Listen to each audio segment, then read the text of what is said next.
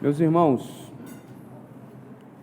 nós vamos dar prosseguimento à exposição da primeira epístola do apóstolo Paulo a Timóteo.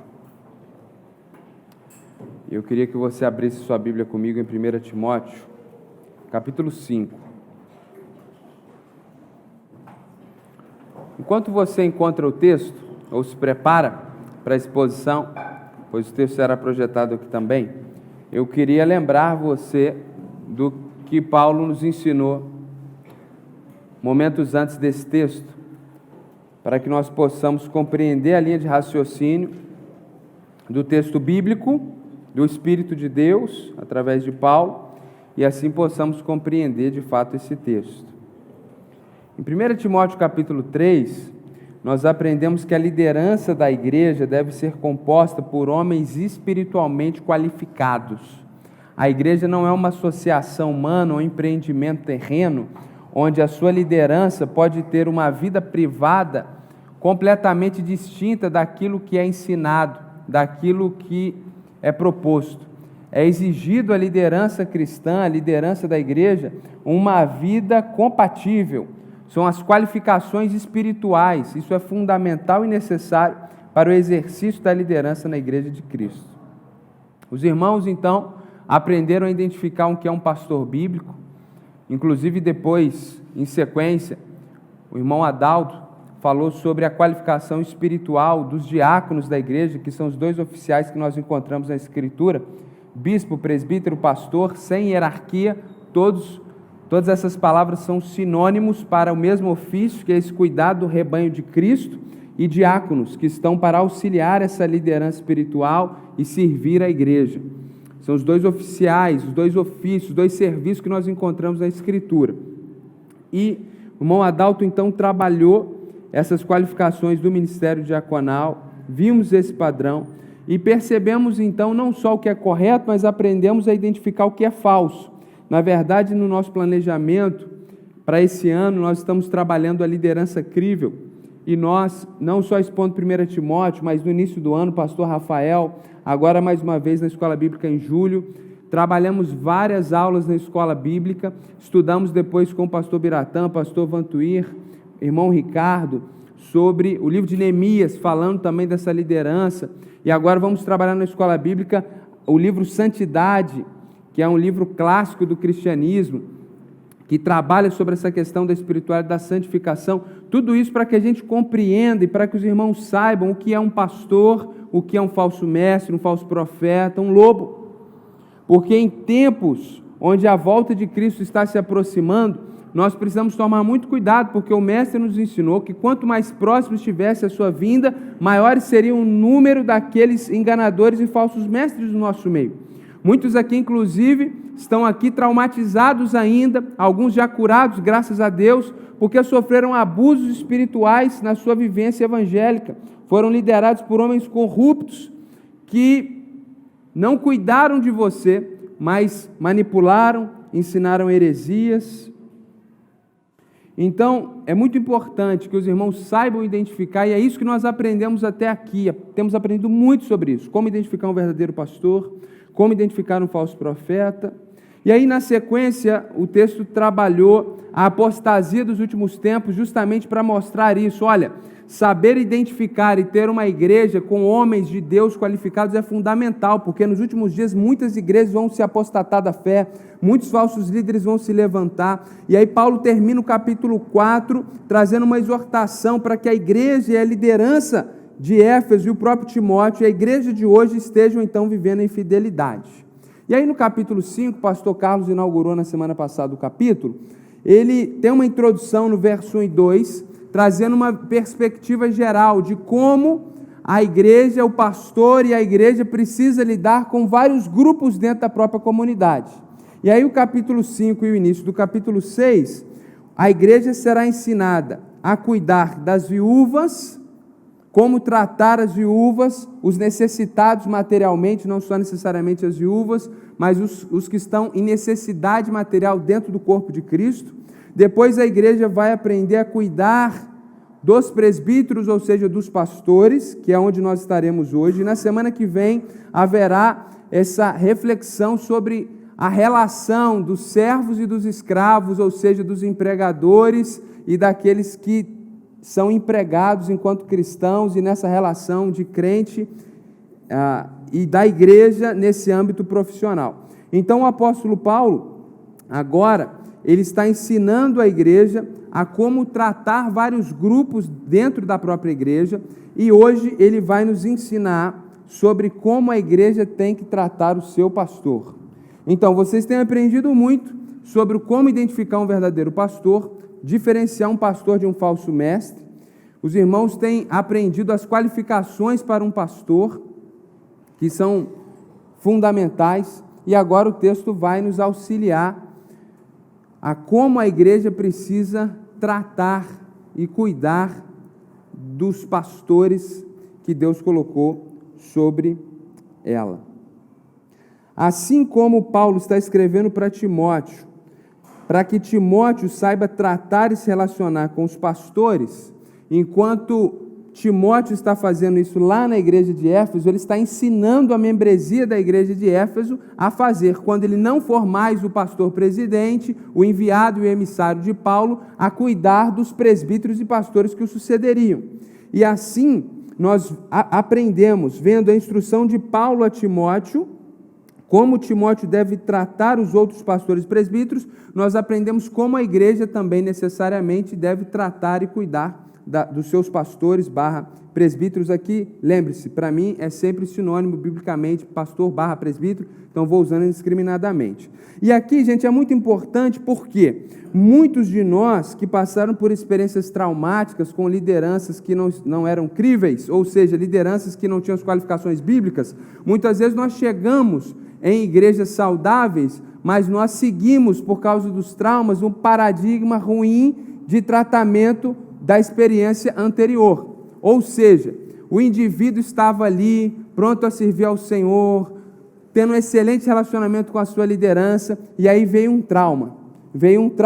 Ele sai daquela igreja, às vezes até descobre que realmente sua antiga liderança era constituída de falsos mestres, e quando ele está numa igreja saudável diante de pastores bíblicos, ele fica como aquela ovelha traumatizada que foi mordida por um lobo. E aí quando o pastor chega para pegá-la no colo, ela já quer correr, fugir da coice, porque ela acha que qualquer um que se aproxima que não é outra ovelha é lobo, mas nem sempre é lobo. Muitas vezes é o pastor que está chegando para fazer um carinho, para cuidar, para fazer algum tipo de tratamento.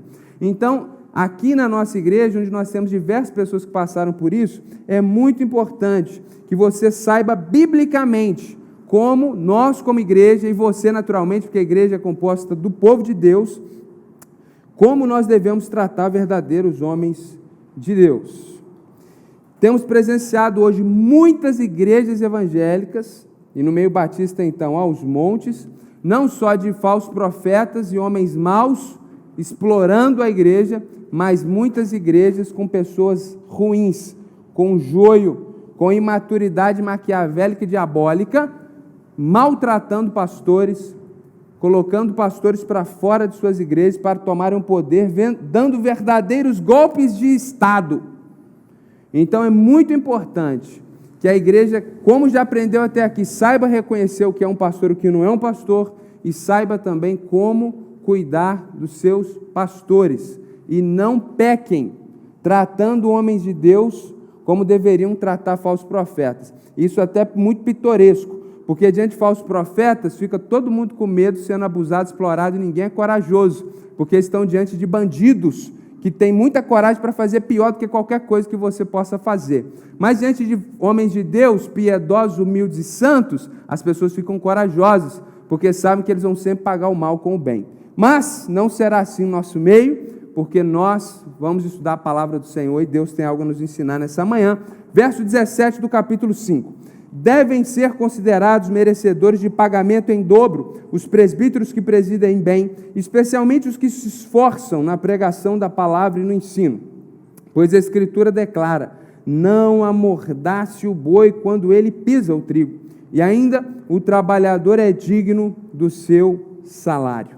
Não aceite denúncia contra presbítero, a não ser exclusivamente sob depoimento de 2 ou 3 testemunhas. Quanto aos que vivem no pecado, repreenda-os na presença de todos, para que também os demais temam.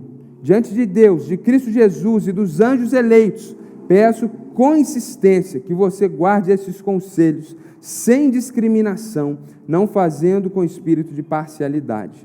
Não tenha pressa para impor as mãos sobre alguém, não seja cúmplice dos pecados dos outros. Conserve-se puro. Não beba somente água, beba também um pouco de vinho, por causa do estômago e das suas frequentes enfermidades.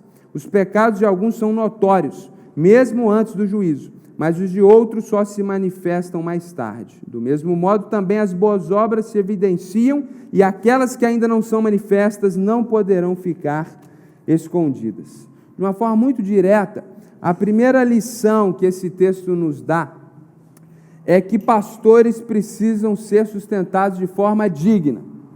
Deixa eu mostrar o raciocínio para você, da onde eu cheguei a essa aplicação bastante direta. No verso 7, o apóstolo Paulo está instruindo a Timóteo que ensine a igreja que devem ser considerados merecedores de pagamento em dobro os presbíteros que presidem bem, especialmente os que esforçam na pregação da palavra e no ensino. Algumas Bíblias, eu não sei se a sua traz assim, traz a palavra em dupla honra, porque lá na palavra original grega, a palavra pode ser traduzida como honra ou como pagamento. Então, no grego fica uma dubiedade e algumas Bíblias traduzem de uma forma mais literal honra, outras já de uma forma um pouco mais interpretativa com a palavra pagamento. Não há dúvidas que ele está falando de questões financeiras, justamente pelo versículo posterior, quando ele diz, não amordace o boi quando ele pisa o trigo. Ele está falando de uma recompensa de um trabalho que é feito. Então o apóstolo Paulo está ensinando que a igreja deve sustentar financeiramente os presbíteros que têm necessidade. Essa necessidade está relacionada ao fato se o presbítero, se o pastor trabalha ou se ele não trabalha. Nós conhecemos vários pastores missionários, e em muitas biografias do passado nós encontramos esses homens que eram riquíssimos, possuíam fortunas e não precisavam do sustento da igreja e se autossustentavam e faziam muito bem, inclusive. Outros que alcançam determinado destaque dentro da comunidade cristã, como John Wesley, e os seus livros vendidos faziam fortunas, e eles também agradeciam o sustento das suas comunidades locais, por não ser mais necessário. Mas, sobretudo, aqueles presbíteros que são de tempo integral, é óbvio que eles precisam ser sustentados, porque senão eles não podem ser de tempo integral. E aqui existe uma matemática muito simples, que muitas vezes crentes não fazem, e de uma forma espiritualista acabam errando, achando que tudo é de forma sobrenatural. Deus pode sustentar um homem mandando o corvo trazer alimento? Pode, fez, continua fazendo, sempre fará. Mas existe uma matemática simples e que também é de Deus. Se um pastor precisa trabalhar 8, 9, 10 horas por semana e ele é casado e tem filhos, a não ser pela graça soberana de Deus e por um milagre, esse indivíduo estará preparado, bem preparado para chegar dominicalmente e expor a Escritura de uma forma que você aprenda, de uma forma que o seu coração saia aquecido da igreja. Porque não se prepara sermão com 15 minutos. É impossível que esses homens, com uma rotina dupla, trabalhando na obra do Senhor, liderando uma igreja local e tendo que trabalhar para sustentar, é muito provável que a médio e longo prazo fiquem enfermos. Existem, inclusive, pesquisas no ramo da psicologia que mostram isso justamente no âmbito ministerial. Pastor que trabalha tantas horas por dia, presidente de uma igreja, tantos filhos, passa por velórios, existem estatísticas e apontamentos, pesquisas quantitativas que mostram, em tantos anos o indivíduo terá 90% desses homens depressão, tantos por cento problemas estomacais, é um negócio surpreendente. Então, muitas vezes a igreja quer, muitas vezes não, a igreja sempre quer vir domingo à igreja e sair com uma palavra bem explicada, uma boa edificação. Isso só é possível aqui na igreja porque os irmãos contribuem e a igreja decidiu em assembleia sustentar um pastor de tempo integral. Vou falar algo aqui que não é para magoar ninguém. Há 3 anos atrás, quando o pastor Davi assumiu o ministério em Brasília pela vontade de Deus, Alguns irmãos da igreja achavam que a igreja não deveria ter pastor de tempo integral, mas dar uma oferta menor de acordo com a realidade financeira da igreja e sustentar um pastor de tempo parcial para liderar a igreja. Graças a Deus que o Espírito Santo orientou toda a igreja, inclusive esses irmãos, e eles deram um passo de fé, de dar o melhor sustento possível para um pastor de tempo integral. Porque certamente a história da igreja seria outra se a decisão fosse a outra. Então, a prioridade da comunidade precisa ser o sustento do seu ou dos seus obreiros. Então, nós vemos igrejas que dizem: nós não temos como pagar um pastor de tempo integral, mas há recursos para uma série de questões, investimentos altíssimos em parafernálias espirituais, e aí falta recurso para o obreiro. Aqui na nossa comunidade, a prioridade, além de pagar o obreiro, é pagar um espaço, senão a gente vai ter que se reunir no meio da rua. Esse espaço é pago mensalmente, aluguel. Feito essa necessidade da igreja, precisa-se pensar no obreiro. E aqui é interessante, porque o contexto da igreja de Éfeso era um contexto onde havia vários pastores na igreja.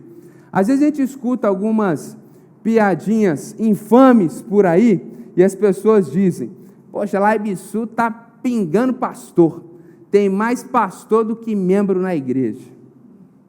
E eu sempre respondo: é porque eu, como pastor presidente, sou muito fraquinho, e aí Deus sabia que eu não ia dar conta, e mandou um monte de pastor para me ajudar. Além de eu achar que isso é verdade mesmo, porque eu sou novo de caminhada cristã, só estou com Jesus há 15 anos, tem gente aí que está caminhando com Jesus há 40, sou novo de idade, 10 anos só de ministério, eu acho que realmente isso é verdadeiro. É muito importante que a igreja entenda que quanto mais pastores a igreja tiver, melhor. Menor a chance da igreja errar, mais a potencialidade que os irmãos terem de serem abençoados. Eu estava de férias, e o nosso irmão Wagner querido morreu, eu estava em outro estado. Não só o pastor Biratã, pastor Carlos, os pastores da igreja foram lá. A gente tira um tempo de descanso, tem pastores e presbíteros pregando, e a palavra de Deus flui naturalmente. Quantas igrejas sofrem com isso? Na ausência do seu pastor, não há ninguém qualificado. Então Deus tem sido gracioso e generoso conosco, e quanto mais homens qualificados nós tivermos para servir no conselho pastoral, melhor é para a igreja.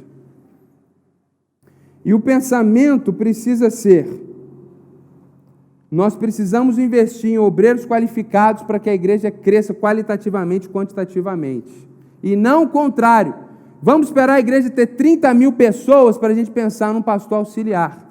Certamente, quando chegar nos 300, o pastor presidente já vai estar morto, doente, porque não aguenta o trabalho sozinho. Então, as pessoas têm essa visão equivocada. Eles acham que é necessário ter muito para depois se fazer, mas o investimento é correto quando a gente investe primeiro e a gente colhe os frutos depois, assim como fizemos com a chegada do pastor Rafael. Tínhamos uma juventude em crescimento, vamos trazer um pastor para cuidar dessa juventude, antes que os problemas fiquem grandes demais e a gente tem que encontrar alguém na urgência, na emergência e tomemos decisões erradas. E o texto diz que aquele que preside e que se esforça na pregação, ele é digno de duplo pagamento. Aqui tem uma questão cultural anterior, porque os soldados romanos que recebiam salário, aqueles soldados que se destacavam na guerra, aqueles soldados que se esforçavam mais, eles recebiam no final do mês 2 vezes o pagamento.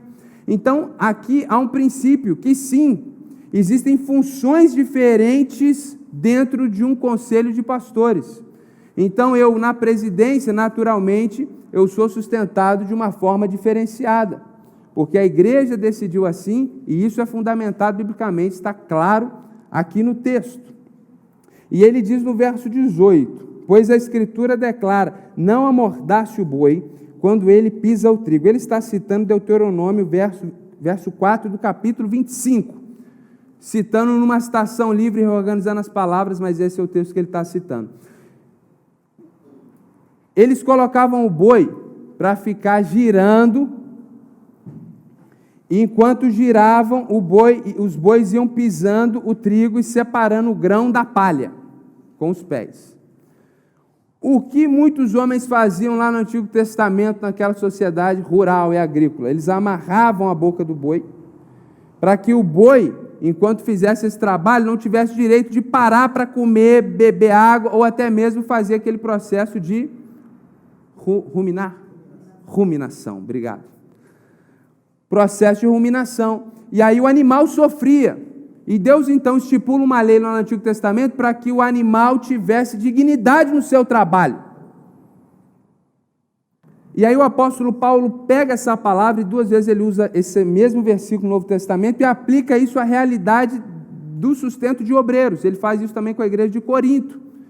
Enquanto o pastor trabalha, se esforça, ele é digno de se alimentar nesse processo como qualquer outra pessoa é digna do seu salário. E depois ele cita, o trabalhador é digno do seu salário. A citação é de Mateus 10:10. Quem disse isso foi Jesus. Paulo vai citar ipsis literis uma palavra de Jesus lá do Evangelho.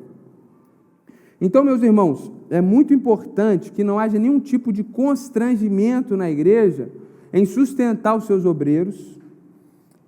Inclusive, é necessário que a igreja entenda isso racionalmente, com alegria, e entenda que isso é uma questão bíblica. E eu acredito, meus irmãos, que os pastores precisam ser remunerados da melhor maneira possível, dentro da realidade da igreja, para que ele tenha um sustento digno e tenha tranquilidade.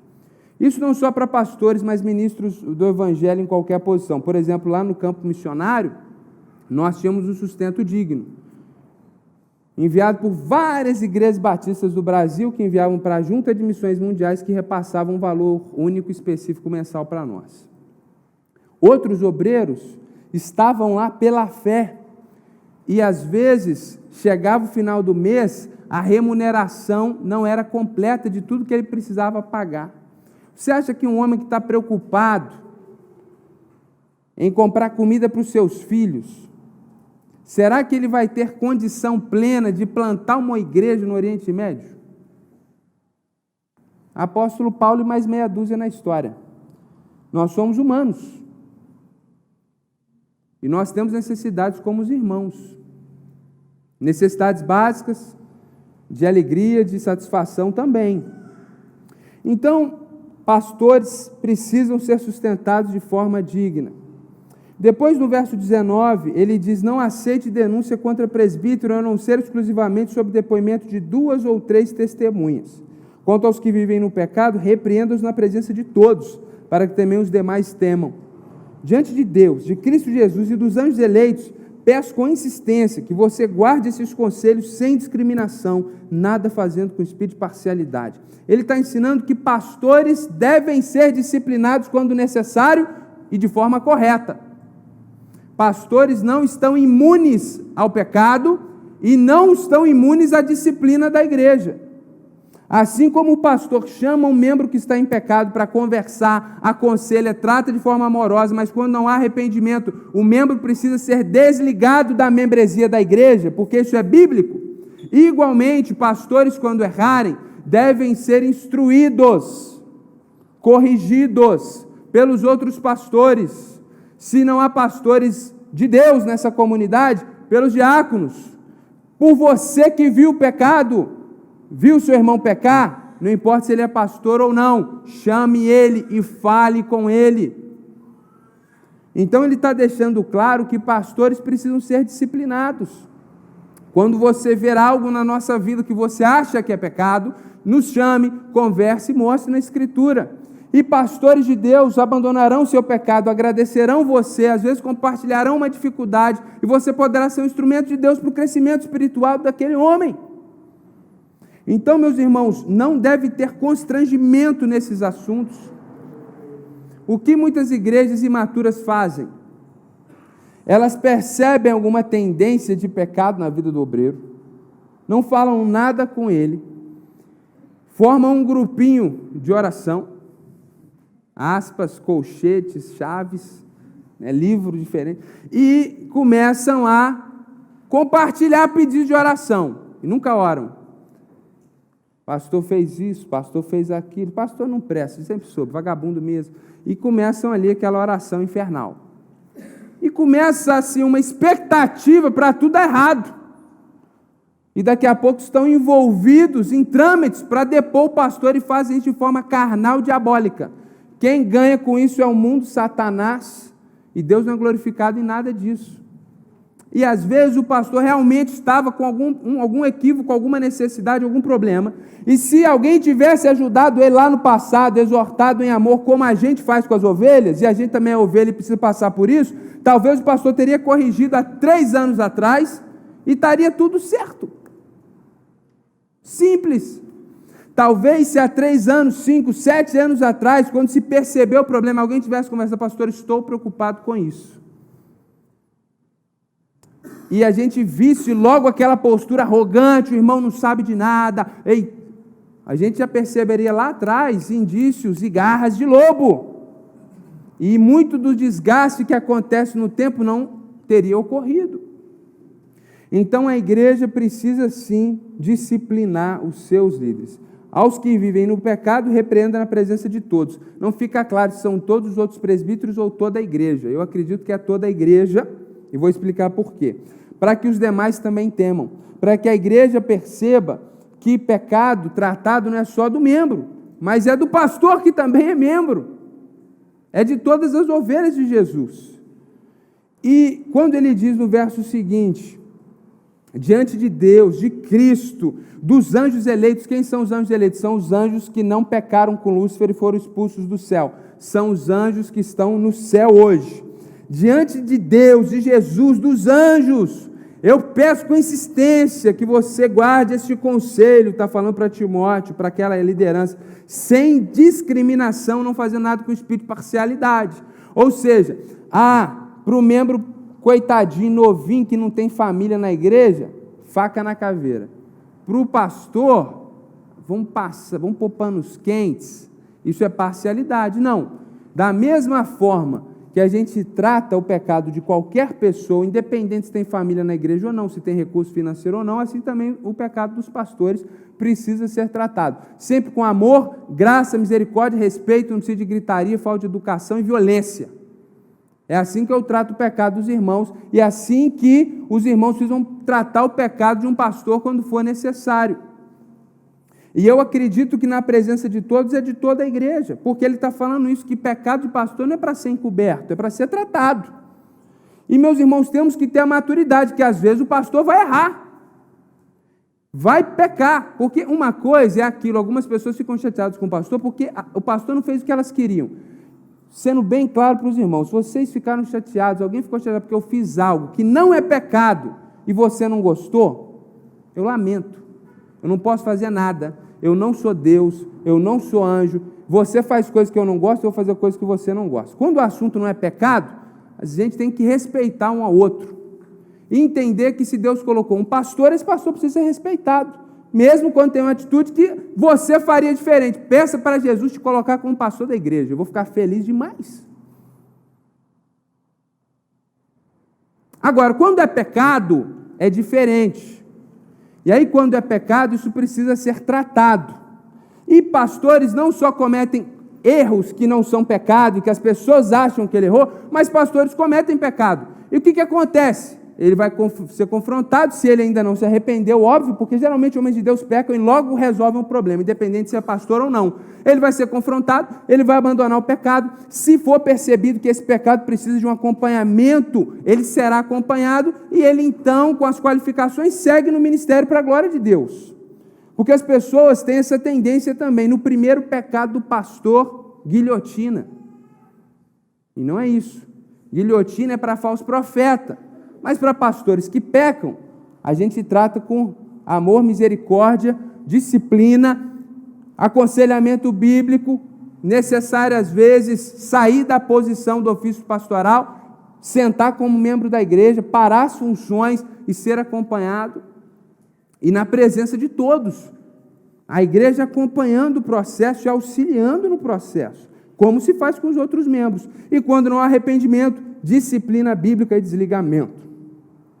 Agora o texto diz também que nós não podemos aceitar denúncia contra presbítero, a não ser exclusivamente sob o depoimento de 2 ou 3 testemunhas. Ele está citando Deuteronômio 17, 6, depois também há uma alusão a Mateus 18, chame 2 ou 3 testemunhas, ou seja, você não pode aceitar uma denúncia contra o presbítero de uma pessoa única, que não tem provas, não tem evidência e só ela viu.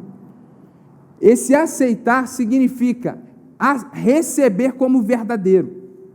Aquilo precisa ser analisado e investigado, a não ser que a gente tenha provas, evidências de outras testemunhas ou uma gravação, qualquer coisa do tipo. Porque existem pessoas más, mentirosas, enviadas do diabo, que falam mentiras, que podem chegar e falar: olha, o pastor Joel, eu vi, ele fez isso, isso, isso. E às vezes é muito relacionado à pessoa, inventa coisa em relação a ela. Gente, eu já vi cada calúnia, vocês não acreditam. É um negócio impressionante. A gente fica até com temor de reproduzir isso aqui em público, contar para os irmãos calúnias terríveis que eu já vi amigos que eu sei que é mentira e que ficou evidenciado que era mentira em público. Como que pessoas têm a coragem de inventar coisas a respeito de outros, inclusive de ministros do Evangelho. Então, quando alguém falar para você: ó, o pastor fulano fez, tal, tem testemunha disso? Tem prova disso? Tem evidência disso? Vamos levar então para os outros pastores, vamos conversar sobre isso. Você já conversou com o pastor? Porque Mateus 18 diz isso: viu seu irmão pecar, vá até ele. A gente tem que tomar cuidado também, porque nessa cultura de falsos profetas do evangelicalismo brasileiro, as pessoas têm essa tendência de condenar qualquer um que tem um título de pastor. Condena, decreta, exclui de uma forma muito rápida. Então, pastores devem ser disciplinados de forma correta. Terceira lição, verso 22. Não tenha pressa para impor as mãos sobre alguém, porque quando alguém vai ser consagrado pastor, a gente impõe as mãos sobre eles. Os irmãos já viram isso acontecer com o pastor Vantuí e com o pastor Emerson aqui na igreja, não é isso? É algo bíblico que Deus nos instruiu para que a gente consagre pastores. Não seja cúmplice dos pecados dos outros, conserve-se puro. Ou seja, quando a igreja vê alguém se destacando e a pessoa está ali, isso é muito comum nesse universo celular. O indivíduo é líder de uma célula, e aí ele tem outra célula, e aí ele tem habilidade com pessoas, as pessoas logo vão lá, impõem as mãos e vira pastor. A Bíblia está dizendo que na hora que esses pastores, e são aos montes, voltarem para o pecado, voltarem para os seus pecados, porque nunca foram regenerados, o nome de Jesus vai ser envergonhado. E você que impôs a mão, como igreja, como outros presbíteros, vocês vão ser parte disso, vocês vão ser cobrados disso. Então a igreja não pode ser leviana na consagração e ordenação de presbíteros e pastores, como nós temos visto aos montes aqui no Brasil. E é por isso que o pastor fulano está desviado. Você vai trabalhar com morador de rua, tem um monte de pastor. Nunca foi pastor, meus irmãos. Nem nunca foi cristão, na maioria dos casos. Mas o nome de Jesus está sendo envergonhado, porque precipitadamente está se impondo as mãos. O bom da igreja batista é que para o indivíduo ser consagrado para pastor, ele tem que estudar pelo menos 3 anos de teologia. Então a gente tem no mínimo 3 anos para ele ser observado e acompanhado. Verso 23, não beba somente água. Paulo está falando para o pastor Timóteo, beba também um pouco de vinho, por causa do seu estômago, das suas frequentes enfermidades. O vinho daquela época, ele tinha 2 partes de água e 1 parte de vinho. Isso era um vinho normal e natural. O vinho diluído tinha mais água ainda do que essa proporção. Então, naquela história que Jesus multiplicou o vinho, e ele fala, né, o melhor vinho ficou para o final, porque se fazia vinho assim, 2 partes de água e 1 parte de vinho puro. Então, esse era o melhor vinho, que ficava, geralmente, as pessoas davam no início, com mais teor alcoólico, todo mundo ficava alcoolizado, e aí depois começava a se dar o vinho mais diluído, 4, 5, 6, 7 partes de água. Lá nas bodas de Caná, como Jesus transformou e fez aquele milagre, Quando já no final da festa todo mundo estava esperando 10 partes de água e uma parte de vinho, eles tomaram o melhor vinho, que deve ter sido 100% vinho. Não tinha nenhum tipo de adição de nada, nenhum processo de destilação, era uma fermentação natural. Esse era o vinho daquele tempo. Os médicos da época receitavam determinados medicamentos, era muito comum, diluído em água morna, etc. E tinham vários medicamentos que eram com vinho, diluído no vinho e etc. Timóteo, possivelmente, por causa dos falsos profetas lá de Éfeso, que estavam falando coisas do judaísmo, que o crente não pode comer isso, que o crente não pode beber aquilo, que o pastor não pode casar, um monte de heresias, ele estava deixando, apesar de uma receita médica que dizia que ele tinha que beber aquela medicação com vinho, possivelmente ele estava se abstendo.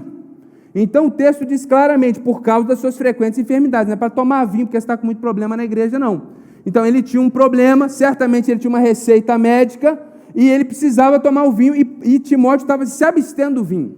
Então Paulo está dizendo para ele, não toma o remédio só com água, beba o vinho como está prescrito. Esse é possivelmente a explicação do texto, porque não tem sentido nenhum. Aqui, quando você for beber água, põe um pouquinho de vinho no meio. Temos que ter o pano de fundo, e os pastores cachaceiros usam esse versículo para isso. Estou com muito problema. Os pastores puritanos, estou com muito problema, tenho que orar mais. Os de hoje, muito problema, vão no alto espaço. Sem água. O pior que o de hoje é zero água, né, pastor? Estão totalmente fora da Escritura. Meus irmãos, voltando para o texto, quando a gente vê que Paulo está falando para a igreja, cuidado com quem vocês vão consagrar pastores. Ô pastor Timóteo, toma o seu remédio direitinho, deixa o povo falar, mas se for necessário vinho, tome para a sua saúde. O que a gente extrai, a verdade espiritual aqui, é que a gente vê Paulo instruindo aquela igreja a ter cuidado com quem vai virar pastor e cuidado com aqueles que já são pastor, inclusive com a saúde daquele homem. Então, é importante que a igreja sustente os seus obreiros de forma digna, discipline quando for necessário de forma correta e cuide dos seus pastores. Ter esse cuidado, esse zelo que Paulo teve com Timóteo, e isso está sendo diante da igreja. Será como que a igreja estava encarando aquela necessidade de Timóteo, daquele medicamento? Então Paulo vem na frente da igreja e dá uma instrução a respeito da saúde do Timóteo. E a quarta e última lição, verso 24 e 25. Os pecados de alguns são notórios, mesmo antes do juízo, mas os de outros só se manifestam mais tarde. Gente, algumas pessoas, de longe a gente vê o pecado. Alguns pecados na vida de algumas pessoas são notórios, aparentes e visíveis. Sejam eles membros da igreja, sejam eles membros pastores da igreja.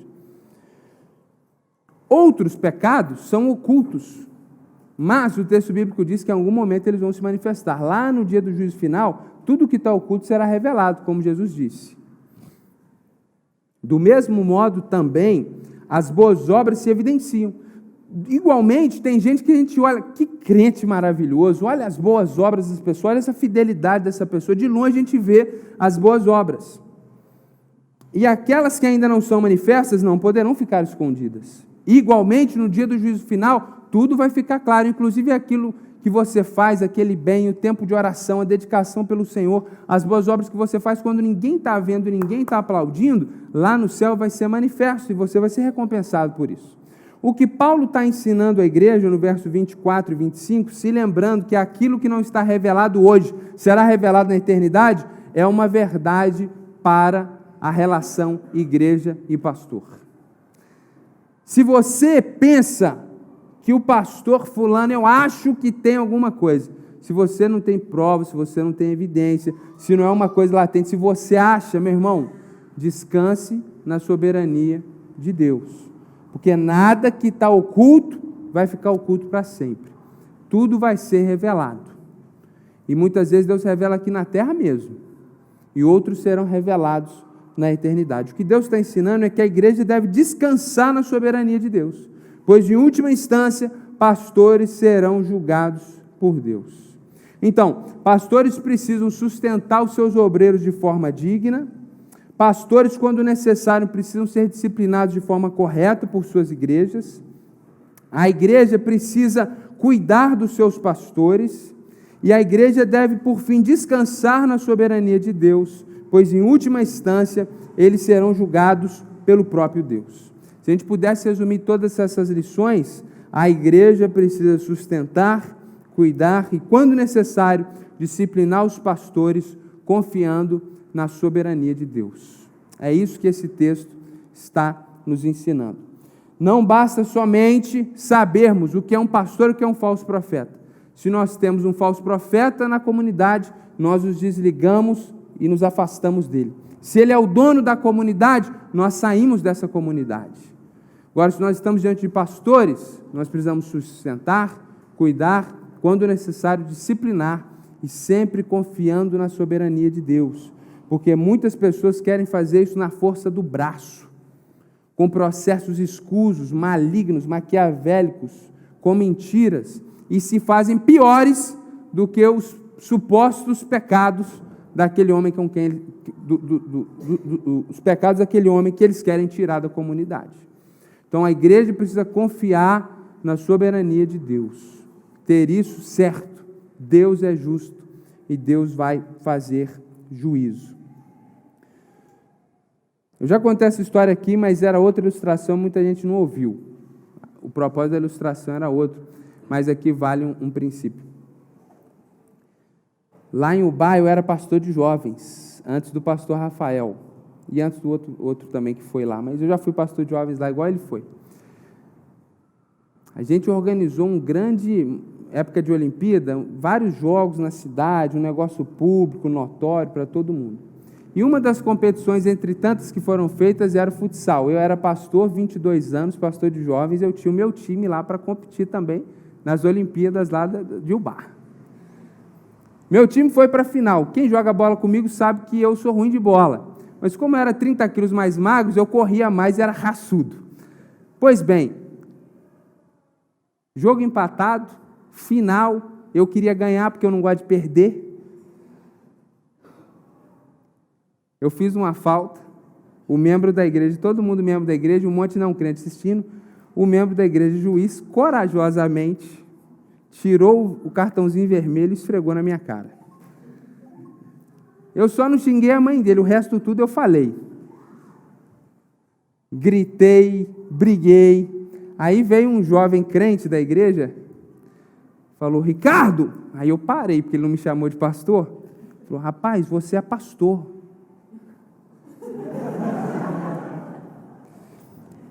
É verdade. Calei, fiquei sem graça, não sabia onde, que eu pensei até em suicídio naquele momento. Senhor, me leva, porque aqui o negócio ficou feio, não tem como ser pastor nesse lugar mais. E aí, isso era umas 5h30 da tarde, 7h30 tinha um grande culto para a gente entregar as premiações. Então, antes do pessoal do louvor começar, eu falei, gente, eu preciso falar algo aqui. O pessoal olhando, falou, o que eu fiz hoje lá foi um papelão, vocês me perdoem, tal. Foi pedir desculpa da melhor forma possível, pedir perdão e tal. É uma coisa simples, por um lado, mas, por outro lado, é muito espiritual, porque o não crente que está vendo ali, ele está vendo a nossa postura, é um pecado público, inclusive não está lá que o pastor não pode ser irascível, aquilo ali é a encarnação da ira. Então, é errado, é pecado, e a gente não pode fingir que nada aconteceu. Então, quando o pecado é público, a gente pede perdão em público. Quando o pecado é no privado, a gente pede perdão no privado. E não há... Ali foi um acesso de raiva que eu tive. Aconteceu. E outros pecados podem acontecer, e não há problema nenhum. O pastor ir e pedir perdão. Inclusive, é um exemplo, é o que todo mundo tem que fazer. Então, essas coisas acontecem. E o pastor precisa ter essa tranquilidade. Graças a Deus, meus irmãos, essa igreja vai fazer agora 9 anos de vida, né, pastor? De organização enquanto igreja, agora em dezembro. Ela foi liderada por 2 pastores presidentes, mas quase, aliás, logo lá no 2º, 3º ano já tinha o pastor Emerson aqui como auxiliar, né? O pastor Vantui foi consagrado agora, mas estava desde o início da fundação, era um presbítero ali, ainda que não tinha ordenação de mãos. pastor Biratã chegou depois. A igreja sempre teve, graças a Deus, pastores para auxiliar o pastor presidente. E graças a Deus, até aqui o Senhor tem realmente colocado servos de Deus aqui para cuidar dessa igreja. E a nossa oração, meus irmãos, ensinando tudo isso para a igreja, é que vocês saibam, quando chegar o momento de nós não estarmos mais aqui, saber escolher um pastor de verdade. Se algum momento acontecer conosco ou com algum outro, alguma questão que precisa ser tratada, trabalhada, que os irmãos saibam fazer isso em zelo, em amor, em graça, saber a medida certa. Porque em muitas igrejas batistas, e muitas igrejas de outras denominações, não vou falar do nosso Arraial, o que acontece são os extremos do equívoco. Lobos e falsos profetas devorando a igreja, roendo até os ossos, e por outro lado, igrejas ímpias, que fazem maldade com homens de Deus. E sejam esses líderes ímpios que fazem maldade com pastores, e sejam esses falsos profetas, todos eles sofrerão um juízo severo de Deus. E quem sofre é sempre a igreja. Eu tenho presenciado, muitas vezes, artimanhas humanas para tirar pastores da comunidade de forma errada e pecaminosa. E também, tristemente, a gente presencia que o juízo de Deus é certo para essas comunidades. E como Paul Washer disse, eu acredito muito, muitas vezes, o juízo de Deus contra uma igreja corrupta, injusta, é permissão de levantar falsos profetas. Retiram-se homens de Deus de forma carnal e Deus permite que falsos profetas os devorem e os dividam. Muitas vezes é isso que a gente presencia. E a gente, com temor e tremor, vai vendo a soberania de Deus agindo na história e a nossa alma estremece. Então, meus irmãos, que o Senhor continue a nos sustentar. E você, como membro da Igreja Batista Sul, saiba ter as expectativas corretas, entender as qualificações do que é e o que não é um pastor, e saiba também tratar, cuidar, sustentar, se necessário, disciplinar, chamar você, a gente, para o gabinete dos pastores da igreja. Porque quando não se tem essa visão mercântil, de que eu estou dando meu dízimo, o pastor é um funcionário, qualquer coisa a gente demite, quando a gente não tem essa visão, mas tem uma visão bíblica, onde o pastor cuida das ovelhas de Jesus, e a igreja cuida, sustenta, disciplina os pastores do Senhor, a gente vai se ajudando mutuamente, Deus vai sendo glorificado, e a igreja vai crescendo em saúde. Que assim seja o nosso meio, que você também possa usar esse entendimento para instruir outros irmãos que estão com problemas em outras igrejas e muitas vezes fazendo tudo errado. Abra a palavra de Deus, instrua as pessoas, aconselhe as pessoas e que Deus nos preserve a todos nós para a glória do seu próprio nome. Amém, meus irmãos? Vamos orar então, o Ministério do Louvor pode se posicionar aqui. Pai, muito obrigado por essa manhã, muito obrigado pela celebração da ceia do Senhor, muito obrigado pela Tua palavra que está diante de nós. Nos livra, Senhor Deus, do mal, nos livra, Senhor Deus, do pecado. Guarde, Deus, a liderança que o Senhor tem colocado nessa igreja, não só a minha vida, mas todos os demais pastores, e que o Senhor edifique a Tua igreja, e que ela possa ser um instrumento do Senhor para cuidar dos Teus pastores. Em nome de Jesus, oramos pelas igrejas da nossa cidade, tantas sofrendo, tanto com falsos profetas, tanto porque homens ímpios, Senhor, tomaram poder e expulsaram os Teus profetas. Deus, que o Senhor tenha misericórdia das Tuas igrejas, e que o Senhor seja o centro, e que o Teu nome seja glorificado, e o Senhor levante no nosso contexto, aqui na nossa cidade, nessa região, igrejas bíblicas e saudáveis, onde o Teu nome é exaltado e glorificado. É em nome do Senhor Jesus que nós oramos nessa manhã. Amém, Senhor.